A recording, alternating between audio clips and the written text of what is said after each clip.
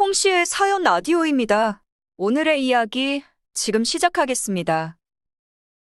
안녕하세요. 2년 반이란 세월을 연애해온 남자친구와 결혼 준비를 시작하자마자 파혼한 29살 여자입니다. 연애하는 동안에는 제가 원하는 대로 다 맞춰주고 주변에서도 남자 잘 만났다는 이야기를 들을 정도로 저에게 잘해주던 남자친구인데 결혼 이야기가 나오면서 사소한 다툼거리가 하나둘씩 생겨나기 시작했어요. 그게 어느 정도냐면 결혼은 현실이라는 말이 뼈에 사무칠 정도예요. 정말 옛말 틀린 거 하나 없다더니 괜히 있는 말이 아니구나 하는 생각이 들 정도입니다. 제가 어릴 적에 부모님께서 이혼하셔서 저는 현재 어머니와 단 둘이 살고 있습니다. 제 위로 오빠가 한 명 있는데 오빠는 아버지와 함께 갔어요.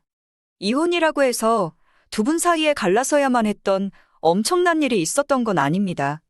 평생을 직장인으로 살아오신 어머니와 사업을 하셨던 아버지 사이의 성격 차이가 예전부터 심했다고 하셨고 두 분 사이가 더 안 좋아지면 그게 저희한테까지 영향이 갈 거라고 생각하셨기에 결국 이혼을 결정하게 되었었다고 해요. 이혼했다고 서로 안 보고 사네, 철천지 원수가 되네, 이런 건 아니었습니다. 주기적으로 가족들끼리 모임을 가졌거든요. 어머니, 아버지 두 분 다 같이 자리에 계셨고요. 아버지와 어머니 사이의 부부라는 관계가 끊어졌을 뿐이지 저희가 다 모였을 땐 가족이라는 사실에는 변함이 없었습니다. 주변에서는 이런 관계를 신기하게 보는 사람도 있었지만 그래도 저는 제 나름대로 저희 집이 다른 이혼 가정과는 약간 성격이 다르지 않나 하는 생각을 했어요. 월급 받고 일하시는 어머니보다 사업하시는 아버지께서 당연히 경제적으로 더 여유가 있는 편이었습니다. 아버지 쪽에서 제 용돈이나 양육비 등 금전적인 지원을 다 해주셨고요. 제가 대학교에 들어가고 나서도 아버지께서는 주기적으로 필요한 곳에다 쓰라며 용돈을 계속 보내주셨어요. 졸업 후 아르바이트를 시작하고 그 이후에 취직까지 했어도 아버지의 지원은 계속되었습니다. 평범한 회사를 다니고 있는 저였지만 아버지 덕분에 생활비 부분에서 남들보다 여유가 있는 편이었습니다. 그 덕에 매달 받는 월급은 거의 건들지도 않고 고스란히 저금을 할 수 있었어요. 남자친구 또한 편부모 가정에서 자랐습니다. 저와는 다르게 홀어머니 밑에서 조금 어렵게 자랐다고 들었어요. 경제적으로도 힘든 부분이 있어서 대학교는 학자금 대출을 받아서 다녀야 했었다고 해요. 취직하면서 회사 위치 때문에 자취를 시작하기는 했지만 대학생 시절에는 대중교통도 마땅치가 않아 매일같이 버스와 지하철을 번갈아 타면서 매일매일 통학하는 데만 왕복으로 3시간씩을 이동하는 데만 날렸어야 했다고 합니다. 남자친구가 저도 부모님이 이혼하셨다는 이야기를 듣고 저에게 동질감을 느끼는 듯 했어요. 힘들게 자란 남자친구와 달리 저는 상황이 좋은 편인데 그렇다고 제가 나는 너랑 경우가 다르다고 말하는 게 혹시 남자친구한테 상처를 주지 않을까 싶어서 저의 가족사에 대해서 말한 적은 없었습니다. 결혼 이야기가 처음 오고 가고 각자 경제 사정에 대해서 털어놓는 자리가 있었습니다. 제가 직장 생활 2년 하면서 모아놓은 돈이 5천 정도 되었는데 사실 남자친구 사정이 어려운 걸 알았기 때문에 모아놓은 돈이 많을 거라고 크게 기대하지도 않았거든요.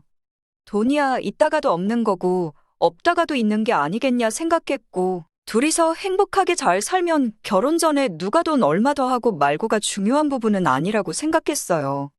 저도 사회생활 경력이 그렇게 길지가 않고 남자친구도 직장인이 된 지 4년 차였다 보니 당장 모아놓은 돈이 얼마 되지 않아도 크게 상관이 없겠다는 생각이 들었습니다. 그런데 정말 의외로 남자친구도 모아놓은 돈이 상당했습니다. 본인 말로는 어려운 상황이지만 자기도 피나는 노력을 했고 자기 미래를 위해 참아가고 아껴가면서 열심히 살았다고 하더라고요. 그래서 둘이 모아놓은 돈만 합쳐도 1억 2천이라는 큰 돈이 되었습니다. 사실 내심 마음 한켠으로는 걱정하던 부분이었는데 이렇게 잘 해결이 되니 결혼 준비가 수월하게 진행이 되기 시작했어요. 남자친구한테 저희 부모님이 이혼은 했지만 남자친구 부모님처럼 서로 안 보고 지내지는 않다는 사실을 말하는 게 가장 어려웠는데 결국은 꺼낼 수밖에 없었습니다. 아버지께서 제가 결혼한다는 이야기를 들으시고는 경기도에 24평 아파트를 하나 해주시기로 했기 때문이에요. 남자친구는 그게 뭐 숨길 일이었냐면서 대수롭지 않게 받아들이더라고요. 오히려 집을 가지고 결혼 생활을 시작할 수 있다는 점이 더 좋은 일 아니겠냐고 자기는 정말 운이 좋은 사람이라고 하더라고요. 말하니까 이렇게 후련한 걸 왜 숨기고 있었나 싶었습니다. 결혼하면서 제가 집을 해오게 되었으니 식장이나 스드메 같이 결혼식 전반적인 부분에 드는 비용은 제가 내기로 했고 남자친구가 모아놓은 돈은 신혼집 리모델링과 인테리어 그리고 혼수에 쓰기로 했어요. 제가 초우와 결혼식을 올릴 계획이 있던 게 아니었던지라 식장이며 촬영이며 스드메까지 다 해도 돈이 많이 남겠더라고요. 그런데 남자친구가 저보다 그걸 더 먼저 계산하고 있었던 건지 남은 돈은 전부 현금 해단식으로 해서 자기 어머니한테 드렸으면 좋겠다고 하는 겁니다. 솔직히 그 말이 저한테는 좋게 들리지는 않았어요. 아버지가 집을 해주시는 덕분에 결혼 비용이 생각한 것보다 적게 들게 되었고 제가 모아놓은 돈은 고스란히 남는 거나 마찬가지인 상황이긴 했지만 남은 돈을 굳이 남자친구 어머니한테 드려야 할 이유는 없다고 생각했거든요. 결혼한다고 해서 결혼 전에 모아놓은 돈을 꼭 다 써버릴 필요는 없는 거잖아요? 남으면 남는 대로 목돈이다 보니 적금에 붙던지 어디 투자도 할 수 있는 돈인데 말이에요. 그리고 애초에 저한테 돈이 남는 건 저희 아버지가 집을 해주신 덕분이지 않냐고 따졌어요. 그러니 남자친구는 제가 정확하게 말했다고 하면서 바로 그게 문제라고 하는 겁니다. 저희 부모님에게 신세진 거나 마찬가지고 집을 해주신 덕분에 기우는 결혼을 하게 되었는데 자기가 앞으로 저희 부모님의 눈치를 보면서 살아야겠지 않냐고 하는 거예요.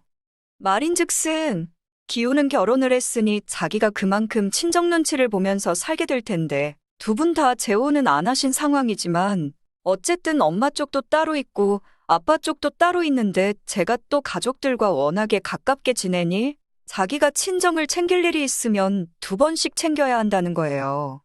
명절에 친정을 방문한다고 쳐도 저희 어머니 집 따로, 아버지 집 따로 가야 하고 어버이날도 용돈 같은 걸 드려야 하는 명절도 자기는 2배씩 하게 된다는 말이었지요. 그런데 그런 자기에 비해 며느리인 저는 앞으로 시어머니 한 분만 챙기면 되는 거 아니냐고. 자기는 챙길 집이 2집인데 저는 1집이라고 제가 봐도 불공평하지 않냐고 우기면서 제가 모아놓은 돈을 자기 어머니한테 현금 해단식으로 전부 드려도 그게 아까운 게 아니라는 거예요. 같은 효도를 해도 자기는 돈이 2집으로 나가야 하니 2배로 들 테고 저는 시어머니 한 분한테만 잘하면 되는 거니 결혼 전에 그 정도는 해도 된다는 논리잖아요? 듣다 보니 어이가 없어서 애초에 대리효도 같은 거 바라지도 않고 바란 적도 없다고 각자 부모님은 여태 하던 대로 알아서 챙기면 되는 거 아니냐고 했습니다. 내가 내 부모님 챙기고 그러면 내가 2배로 효도하고 남자친구는 당신 어머니 한 분한테만 하면 되는 거니 이제 나한테 더 불공평해진 거나 마찬가지 아니겠냐고. 그래도 나는 내 돈을 우리 어머니나 아버지한테 드려야겠다고 말을 꺼내지 않을 테니 그런 부분에 대해선 불만 갖지 말라고 한마디 했어요. 그때는 솔직히 남자친구가 어떻게든 이 결혼에서 이득을 취해보려고 하는 거라는 생각은 하지 않았습니다. 단지 이제 진짜 혼자가 되시는 어머니 걱정 때문에 꺼낸 소리라고 생각했어요. 저희 어머니도 혼자 되시는 건 마찬가지긴 하지만 딸인 저와 아들인 남자친구가 각자 어머니를 대하는 마음가짐이 다를 수도 있다고 생각해서 그냥 넘어갔습니다. 그런데 본심이 그게 맞았던 겁니다.